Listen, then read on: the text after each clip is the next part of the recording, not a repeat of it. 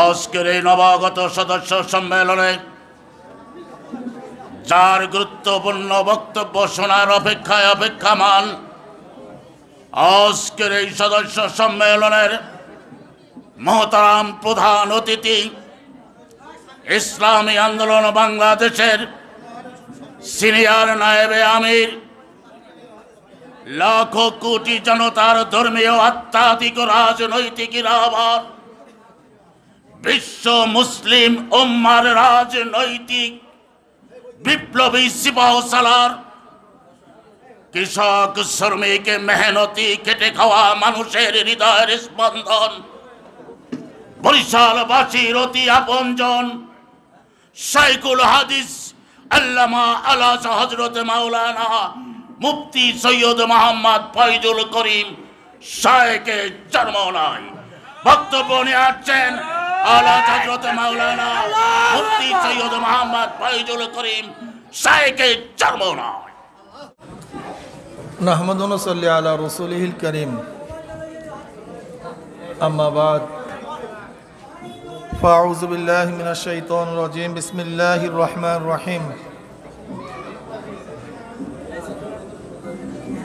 ফাইযা কুদিয়াতিস সালাতু ফান্তাশিরু ফিল আরদি ওয়াবতাগু মিন ফাদলিল্লাহ ওয়াজকুরুল্লাহা কাসীরা। সাদাকাল্লাহুল আলিয়্যুল আযীম।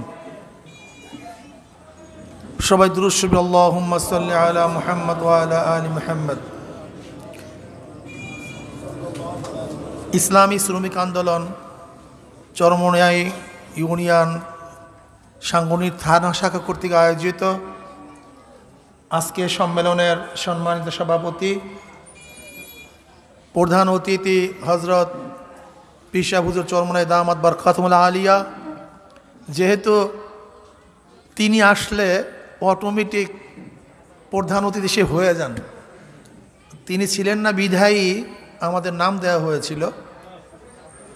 যাই হোক, আল্লাহ পাক রব্বুল আলামিন আপনাকে আমাকে ভালো একটা মহৎ কাজে উপস্থিত হওয়ার তৌফিক দান করেছেন। যেহেতু দীর্ঘক্ষণ পর্যন্ত বক্তব্য শুনছেন, ধৈর্য হারা হয়ে গেছেন, আর বক্তব্য দেওয়ার কিছু নেই, আমি শুধু দুই একটা কথা বলব। নিজের ভালো পাগলেও বুঝে, ঠিক না ভাই? নিজের ভালো পাগলেও বুঝে। যেহেতু নিজের ভালো পাগলেও বুঝে, যদি আমি নিজের ভালো নাই বুঝি তাই পাগলের চেয়েও খারাপ। এর চেয়ে কোনো খারাপ মানুষ হতে পারে না। তার মানে কি, আমি যেই কাজটা করব সেই কাজটার মধ্যে অবশ্যই কোনো রেজাল্ট থাকতে হবে, কোনো ফায়দা থাকতে হবে। ফায়দাবিহীন কোনো কাজ বিবেকবান মানুষ করতে পারে না। ধরে নেন, আমরা যারা রাজনীতি করি, রাজনীতি করার মূল উদ্দেশ্যটা কি? জনগণকে সেবা করা, জনগণের খ্যাতমত করা, দেশের উন্নয়ন করা, দেশকে হেফাজত করা। এর জন্য দেখবেন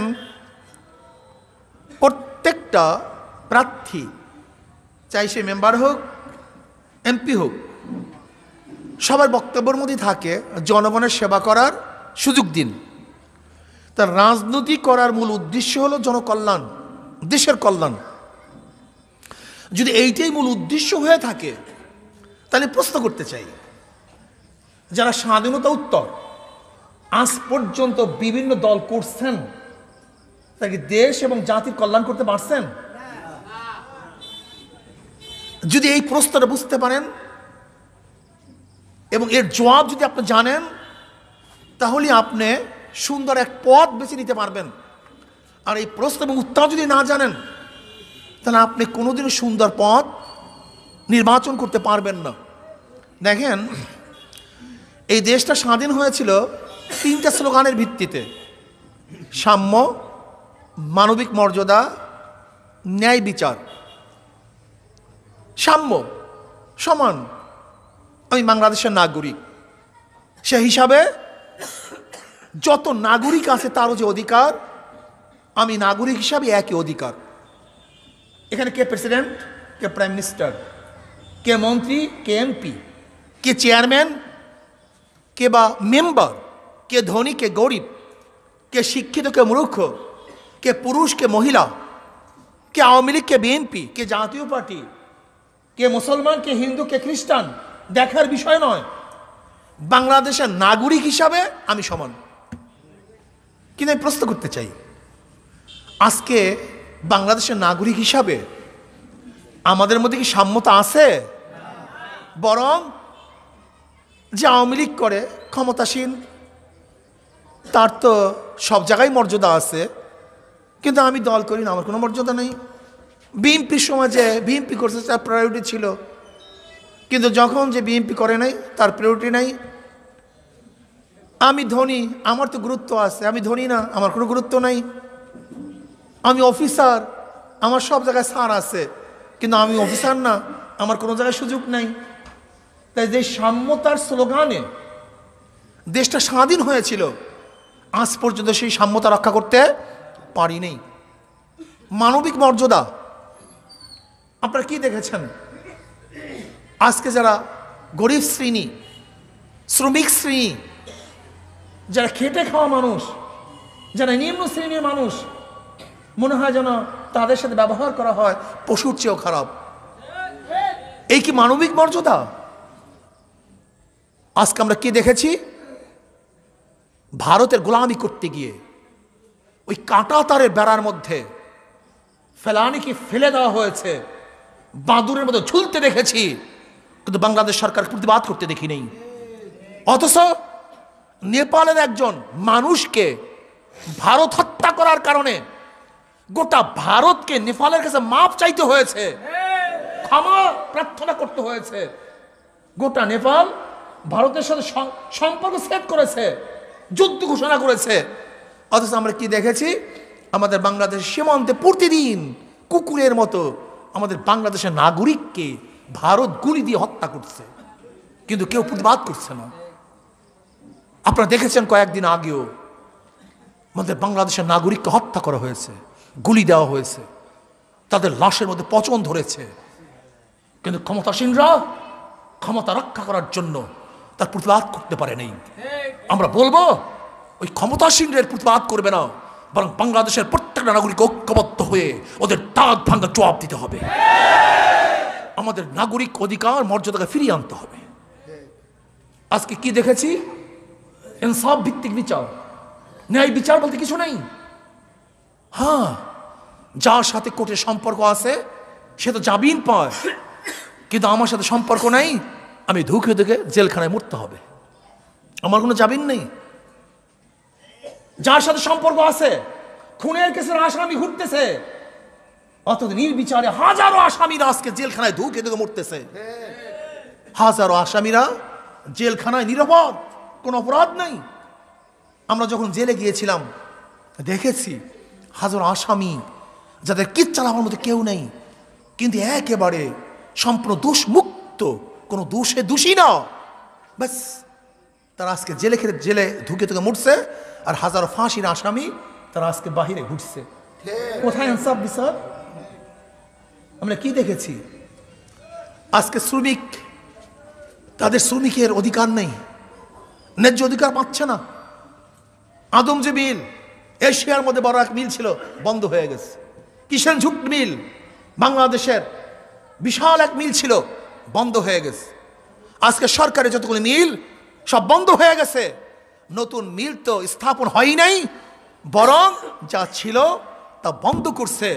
আজকে শ্রমিকরা ধুকে ধুকে মরছে, কিন্তু তাদেরকে কোনো কাজের ব্যবস্থা সরকার করতে পারেনি। এই সরকার নয়, বিগত দিন যারা সরকার ছিল, এই স্বাধীন রাষ্ট্রের যারা সরকার ছিল, কেউ শ্রমিকদের অধিকারকে ফিরিয়ে দিতে পারেনি। আমি শ্রমিক বন্ধুদেরকে বলবো, বাংলাদেশের নাগরিককে বলবো, হ্যাঁ আমার জনগণ ভাইয়েরা আমার, আপনি কেন দল করতেছেন? আজকে সাম্যতা নাই, মানবিক মর্যাদা নাই, এবং ইনসাফ ভিত্তিক কোনো বিচার নেই। তাহলে দুনিয়াতে যেই কারণে দল করছেন সেখানে ব্যর্থ হয়েছেন, সেখানেও ব্যর্থ হয়েছেন। আর কবরে অবস্থা কি হবে? কবরের অবস্থা কি হবে আমাকে বলেন। আজকে আপনি দেখেছেন, ধরে নেন আজকে সরকার ফ্রান্সের সাথে সম্পর্ক সেট করতে বা বিরুদ্ধে বক্তব্য দিতে হয়তো রাষ্ট্রীয় বাধা থাকতে পারে, কোনো কিছু থাকতে পারে, কিন্তু আমি প্রশ্ন করতে চাই, বিএনপি যখন সরকারে নেই, জাতীয় পার্টি সরকারে নেই, সে অংশীদারি, সে বিরোধী পার্টি, তাহলে বিএনপির ফ্রান্সের বিরুদ্ধে কথা বলতে আপত্তি কেন? নবী আলাইহিসসালাতু ওয়াসসালামকে অপমান করা হয়েছে, অপদস্থ করা হয়েছে, সেটা বিএনপির ব্যানারে স্লোগান দেবে না কেন? মিছিল হবে না কেন? বক্তব্য আসবে না কেন? কারণটা কোথায়? অথচ এদেশের প্রত্যেকটা বিএনপি, এদেশের প্রত্যেকটা অধিকাংশ বিএনপি, তারা বিএনপি কেন করে প্রশ্ন করবেন? তারা ইসলামী ভাবাপন্ন, ইসলামের মূল্যবোধের সরকার বিএনপি। বিএনপি হলো এক শাল বাকলওয়ালা গাছ। শাল বাকলওয়ালা গাছ বুঝেন? যে বিভিন্ন বাকলওয়ালা যদি একটা গাছ সৃষ্টি হয়, দেখবেন এক ডালে মিষ্টি ফল, এক ডালে লম্বা ফল, এক ডালে চুকা ফল। বিভিন্ন বাকলের গাছ তো, ফল এক ডিজাইনের নয়। তাই বিএনপি হলো বিভিন্ন দল থেকে আসা বাকলা মাকড়া গাছ। এর জন্য কেউ নাস্তিক হয়, কেউ আস্তিক হয়, কেউ ভারতপন্থী হয়, কেউ আমেরিকানপন্থী হয়, কেউ চীনাপন্থী হয়, কেউ রাশিয়ানপন্থী হয়। কি কথা, সত্য না মিথ্যা?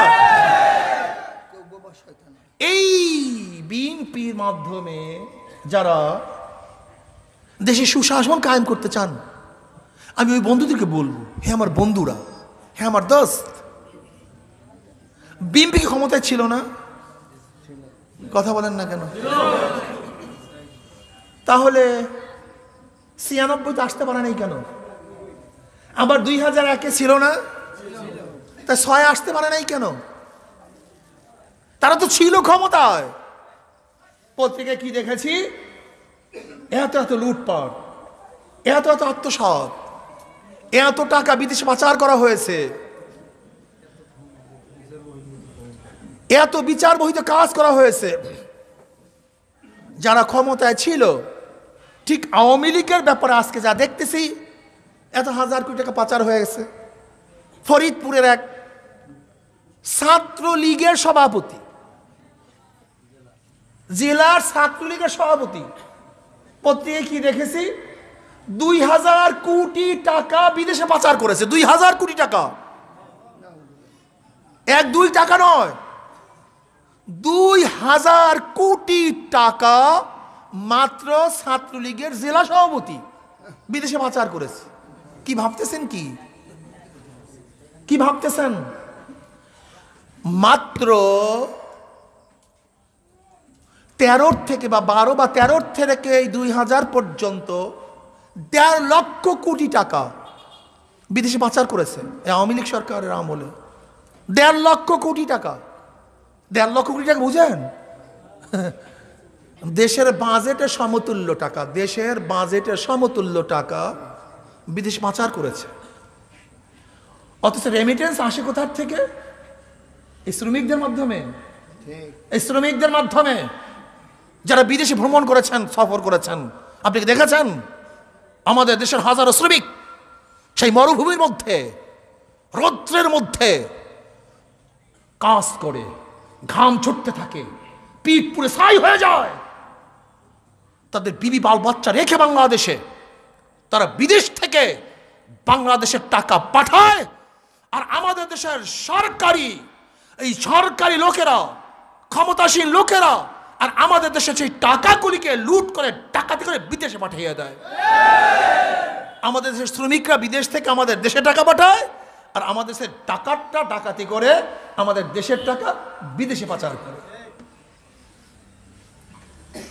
এর জন্য আমি আপনাদেরকে বলবো, বিগত দিনে যারা শাসক ছিল, আজও যারা শাসক আছে, তারা ডাকাতি, চুরি, গুন্ডামির থেকে দেশকে বাঁচাতে পারে নাই, রক্ষা করতে পারে নাই। আর ধর্ষণের কথা কি বলবো? এ তো দেখছেন, আর কত দেখবেন। ইরফান সাহেব সেই ঢাকা এমপি হাজী সেলিম সাহেবের ছেলে, মাস ঘুষি মেরে SSF এর দাঁত ছুটাইয়া দিছে, আর ওনার নিচের দাঁত এখন ছুটাইয়া ফেলাইতে আস। কথাটা বুঝাতে পারিনি? এই হলো অবস্থা। লুট পাট, ডাকাতি, গুন্ডামি, বদমাশি, ছিনতাই, রাহাজানি, অস্ত্রবাজি, নেশা, খুন খারাপি, ধর্ষণ, অবিচার, যাহা কিছু আছে সব কিছু বাংলাদেশে আছে। নাই এমন কোনো জিনিস নেই। সব কিছুর প্রোটেকশন এই বাংলাদেশের সরকারি ক্ষমতা নেতৃত্বে জনগণ করতে থাকে। কাজী এদের পরিবর্তন করার জন্য দরকার হলো এই শ্রমিকদের, জনগণের, যারা দেশটাকে পরিবর্তন করবে, দেশটাকে সুন্দর করবে, দেশটাকে সাজাবে একজন ভালো নেতা নেতৃত্বে, ভালো আদর্শের প্রেক্ষিতে। আমি মনে করি সেই আদর্শ ইসলামী আন্দোলন বাংলাদেশ, নেতা হলো পীর সাহেব চরমনাই।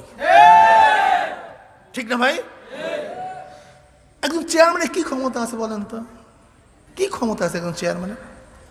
কিন্তু আমরা যতদিন চরমনাই ইউনিয়নের চেয়ারম্যান, গম চুরি করতে পারে চেয়ারম্যান, মানে চেয়ারম্যানরা যে গম চুরি করে, চাউল চুরি করে, আমার মনে হয় চরমনাই ইউনিয়নের সমস্ত যখন এটা ভুলেই গেছে। কি কথা বলেন না কেন? এটা ভুলে গেছে। এদের মনের মধ্যেই নাই যে চেয়ারম্যান চাউল গম চুরি করতে পারে। কারণটা কি? বলছে কেন? চরমনাই ইউনিয়নের কাউর গাছ কোনো গুন্ডা দখল দিয়ে খেতে পারে, ভুলে গেছে মানুষ, মনেই নেই। গুন্ডামির কথা ভুলে গেছে, ডাকাতির কথা ভুলে গেছে, লুচ্চামির কথা অনেক থাকবে না তা না, থাকবে না তা না। যতদিন মানুষ থাকবে ততদিন খারাপই থাকবে, কিন্তু সংখ্যা কমে আসতে হবে, সংখ্যা কমে আসতে হবে। থাকবে না তা না। যেখানে মানুষ আছে সেখানে অপকর্ম আছে, থাকবে, কিন্তু দেখতে হবে তার সংখ্যা কমছে না বাড়ছে।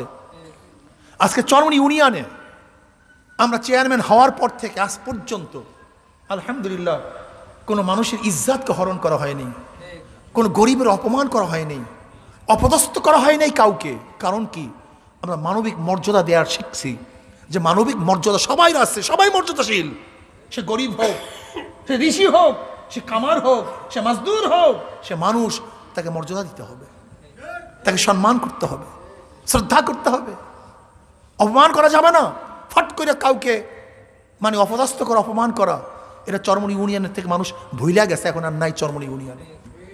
যদি বাংলাদেশে এরকম ইসলামীভাবে চলতে পারতো, তাহলে সমস্ত মানুষগুলি কত মর্যাদাশীল হয়ে যেত, কত মর্যাদাশীল হয়ে যেত। কাজী আমি শ্রমিক বন্ধুদেরকে বলবো, আসুন আমরা সম্মিলিতভাবে আদর্শ ভিত্তিক, ইনসাফ ভিত্তিক একটা সংগঠন করি। যে সংগঠন করলে কি হবে? দুনিয়াতেও ফায়দা, আখিরাতেও ফায়দা। একজন জ্ঞানী বলছিল, তুমি যদি ব্যবসা করো, আতরের ব্যবসা করিও, কয়লার ব্যবসা করিও না। লাভটা কি? যদি লাভ না হয় ঘেরান ফাও পাবা। আর কয়লার ব্যবসা যদি করো, যদি লাভ না হয় তা ময়লা ফাও পাবা। কি কথা ঠিক না? সংগঠন করো, ইসলামী সংগঠন করো। যদি দুনিয়াতে কিছু নাও পাও, আখিরাতে পাবা। আর দুনিয়াতে পাও, সব কিছু পাইলা, কিন্তু ইসলামের বাহিরে যারা সংগঠন করবা, যদি দুনিয়াতে কিছু না পাও, তাহলে খাসরাত দুনিয়া ওয়াল আখিরা, দুনিয়াও বরবাদ, আখিরাতও বরবাদ। কাজে আল্লাহ পাক রব্বুল আলামিন আমাকে এবং আমাদের সবাইকে ইসলামী সংগঠন অনুযায়ী জিন্দেগি চলার তৌফিক দান করুক। আর আগামী ইউপি নির্বাচন আসতেছে, আজকের থেকে প্রস্তুতি গ্রহণ করতে হবে, আজকের থেকেই প্রস্তুতি গ্রহণ করতে হবে। আগে আমরা যেই ভোট পেয়েছি, তার চেয়ে অনেক গুণ বেশি ভোট দিয়ে ইনশাআল্লাহ ইসলামী আন্দোলন বাংলাদেশের প্রার্থীকে আমরা বিজয় করবো। ইনশাআল্লাহ রাজি আছেন? ইনশাআল্লাহ কে কে রাজি আছে? দুই হাত তুলে নারায়ে তাকবীর, নারায়ে তাকবীর, নারায়ে তাকবীর, নারায়ে তাকবীর। আল্লাহ আমাদের সবাইকে কবুল করে নেন। আপনারা সবাই আসছেন, ধন্যবাদ, অশেষ শুকরিয়া। ভবিষ্যতে আপনারা আসবেন ইনশাআল্লাহ। যতক্ষণ সময় এখানে কাটিয়েছেন আসলে নেকের মধ্যেই ছিলেন, গুনাহ কোনো সুযোগ ছিল না।